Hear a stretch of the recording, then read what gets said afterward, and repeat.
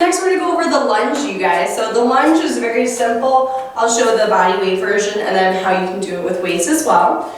So when we're doing our lunge, we want to make sure a few things. One, that we take a big enough step forward, all right, and then two, that we keep the shoulders over the hips. So when we do our lunge, taking a big step forward, all right, we're going to drop straight down to the floor. A lot of people tend to lean forward into their lunge, all right, but we're really just going straight down. Ideally, we're touching that knee to the floor, all right, and coming right back up, but if you can't go all the way down without either getting stuck, losing balance, or maybe get a little bit of pain, all right, that's fine. But we're driving through the front leg to step back into our starting position. All right, so dropping down 90 degrees at each knee, shoulders are over those hips, and then we drive from the front leg to get to the starting position. All right, now, if we're going to do a reverse lunge, we're just stepping backwards into it. So taking a big step back, same thing, dropping the knee straight down, 90 degrees at each side, and shoulders stay over the hips.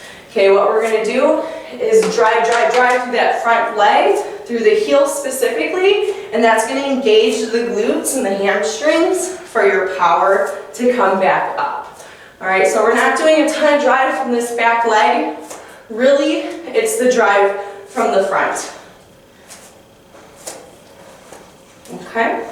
Next we have lateral lunges. So a couple ways to do these. If you're more of a beginner with these, I suggest just starting with a wide stance. All right. And I'll start here. So for our lateral lunges, we're going to sit our hips back and down. All right. You want to make sure though that this knee doesn't come out past the toes or out past the ankle. So as I drop my hips back and down, this knee bends, but it's still behind the toes and still behind the ankle, okay? What it would look like wrong would be one of these, right, or this, okay? So we still want to drop those hips back, and then you'll push up to your start position, okay? We're using those external rotators, okay, the outer hip, which tends to be weak, all right, especially if you sit all day long for work. So this is a good place to start with lateral lunges. If those are a little too easy for you, or you want a bigger range of motion, all right, you'll just step all the way out into it, still making sure that we have a big enough step at the time. Same form, same movement. Driving through the heel. Driving through the heel. Okay, so that's forward, reverse, and lateral lunges. All right, now if you were to hold weight, okay, you can do your lunges with a front rack, all right, with a back rack.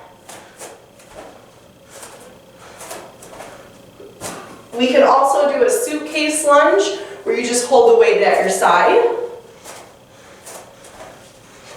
And we can also do an overhead lunge where we keep that bicep by the ear.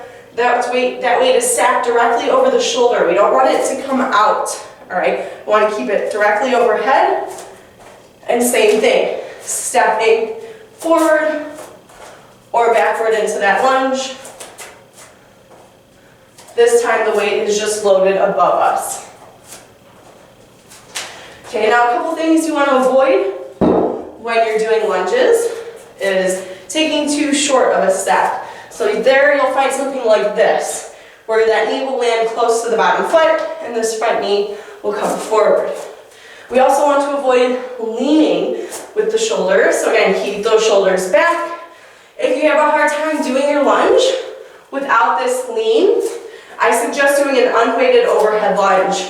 So keep your arms up. That's really going to force you to stack those shoulders.